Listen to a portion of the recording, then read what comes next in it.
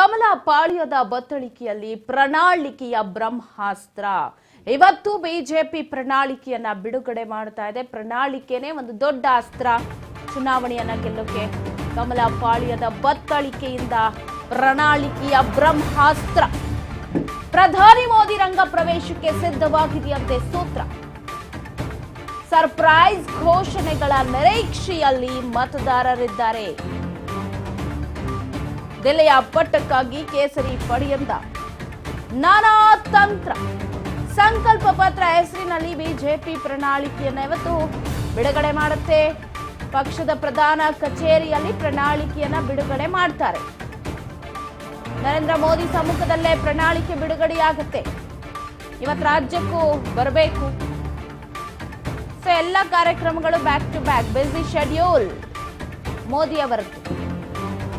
So ಅವರ ಸಮ್ಮುಖದಲ್ಲಿ ಪ್ರಣಾಳಿಕೆಯನ್ನ ಇವತ್ತು ಬಿಡುಗಡೆ ಮಾಡ್ತಾರೆ.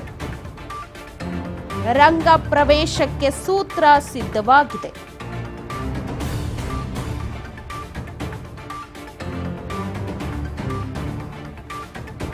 ದಿಲ್ಲಿಯ ಪಟ್ಟಕ್ಕಾಗಿ ಕೇಸರಿ ಪಡೆಯಿಂದ ಪ್ರಣಾಳಿಕೆಯ ಬ್ರಹ್ಮಾಸ್ತ್ರ. ಏನೆಲ್ಲ ಇರಬಹುದು ಪ್ರಣಾಳಿಕೆಯಲ್ಲಿ? ಕ್ಯೂರಿಯಾಸಿಟಿ ಇದೆ. ಏನೇನು ಹೊಸ ಹೊಸ ಸರ್ಪ್ರೈಸ್ಗಳನ್ನ ಮತದಾರರ ಮುಂದೆ ಇಡಬಹುದು? ಹಾಗಾದ್ರೆ ಸಂಕಲ್ಪ ಪತ್ರ ಅನ್ನುವಂತಹ ಹೆಸರಿನಲ್ಲಿ ಬಿಡುಗಡೆ ಆಗ್ತಾ ಇದೆ ಪ್ರಣಾಳಿಕೆ. ಬಿಜೆಪಿಯ ಲೋಕ ಪ್ರಣಾಳಿಕೆ ಇದು. ಬಿಡುಗಡೆಗೆ ಕೌಂಟ್ ಡೌನ್ ಸ್ಟಾರ್ಟ್ ಆಗಿದೆ. ಕೆಲವೇ ಕ್ಷಣಗಳಲ್ಲಿ ಬಿಡುಗಡೆಯಾಗುತ್ತೆ. ಯಾಕಂದ್ರೆ ಈಗಾಗಲೇ ಹೇಳಿದಂಗೆ ಬಹಳಷ್ಟು ಇವತ್ತು ಅವರ ಶೆಡ್ಯೂಲ್ ಬಿಸಿ ಇರೋದ್ರಿಂದ ಬೆಳಗ್ಗೆನೆ ಪ್ರಣಾಳಿಕೆಯನ್ನ ಬಿಡುಗಡೆ ಮಾಡಿ ತದನಂತರ ಬೇರೆ ಬೇರೆ ರಾಜ್ಯಗಳಿಗೂ ಕೂಡ ಇವತ್ತು ಸಮಾವೇಶಗಳಿಗೆ ಮೋದಿ ಅವರು ತೆರಳಬೇಕಾಗಿದೆ.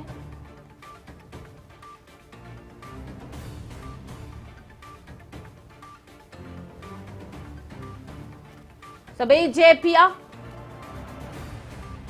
ಪ್ರಧಾನ ಕಚೇರಿಯಲ್ಲಿ ದೆಹಲಿಯಲ್ಲಿ ಪ್ರಣಾಳಿಕೆಯನ್ನ ಬಿಡುಗಡೆ ಮಾಡ್ತಾರೆ. ಮೋದಿ ಅವರ ಸಮ್ಮುಖದಲ್ಲಿ ಸಂಕಲ್ಪ ಪತ್ರ ಅನ್ನುವಂತಹ ಹೆಸರಿನ ಮೂಲಕ ನೋಡೋಣ ಪ್ರಣಾಳಿಕೆಯಲ್ಲಿ ಯಾವ ತರ ಮತದಾರರನ್ನ ಸೆಳ್ಕೊಳ್ಳುವಂತಹ ಪ್ಲಾನ್ ಮಾಡಿದ್ದಾರೆ, ಹೇಗಿರತ್ತೆ ಪ್ರಣಾಳಿಕೆ ಅಂತ. ಕಾಂಗ್ರೆಸ್ ಅಂತೂ ಗ್ಯಾರಂಟಿ ಅಂತ ಗ್ಯಾರಂಟಿಗಳನ್ನೇ ಇಟ್ಕೊಂಡಿದೆ. ಇತ್ತ ಬಿಜೆಪಿ ಆ ಗ್ಯಾರಂಟಿಗಳನ್ನ ಮಂಡಿಸೋದಿಕ್ಕೆ ಯಾವ ತರ ಪ್ಲಾನ್ ಮಾಡಿದೆ, ಪ್ರಣಾಳಿಕೆಯಲ್ಲಿ ಏನೆಲ್ಲ ಇರತ್ತೆ, ಕೆಲವೇ ಕ್ಷಣಗಳಲ್ಲಿ ಅದಕ್ಕೊಂದು ಬ್ರೇಕ್ ಬೀಳತ್ತೆ. ಪ್ರಣಾಳಿಕೆ ಬಿಡುಗಡೆಯ ನಂತರ ದೆಹಲಿಯಲ್ಲಿ ಶತಾಯಗತಿಯ 3ನೇ ಬಾರಿ ಅಧಿಕಾರವನ್ನ ಹಿಡಿಬೇಕು, ಹ್ಯಾಟ್ರಿಕ್ ಬಾರಿಸಬೇಕು ಅಂದ್ರೆ ಜನರಿಗೆ ಒಳ್ಳೊಳ್ಳೆ ಸರ್ಪ್ರೈಸ್ಗಳನ್ನ ಕೊಡಬೇಕು. ಸುಮ್ಮನೆ ಬಂದ್ಬಿಟ್ಟು ಕೈ ಬೀಸ್ಬಿಟ್ಟು ಮತ ಹಾಕಿ ಅಂದ್ರೆ ಯಾರು ಹಾಕ್ತಾರೆ? ಸೊ ಹಾಗಾಗಿ ಪ್ರಣಾಳಿಕೆ ಸಿದ್ಧವಾಗಿದೆ.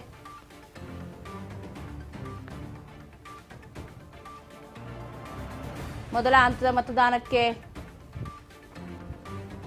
5 ದಿನ ಬಾಕಿ ಇದೆ. ಅಂದ್ರೆ ಅಲ್ಲಿ 19ನೇ ತಾರೀಕು ಸ್ಟಾರ್ಟ್ ಆಗುತ್ತೆ.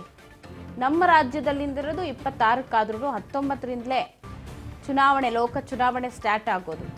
ಸೊ ಅದಕ್ಕೂ ಮುಂಚೆ ಪ್ರಣಾಳಿಕೆ ಬಿಡುಗಡೆಗೆ ಸಿದ್ಧವಾಗಿದೆ.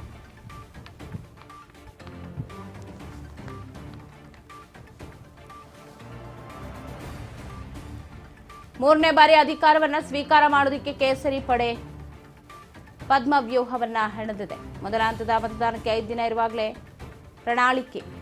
ಇದು ಲೋಕದ ಮೊದಲ ಹಂತದ್ದು. ರಾಜ್ಯದ ಮೊದಲ ಹಂತದಕ್ಕೆ 12 ದಿನ ಇದೆ.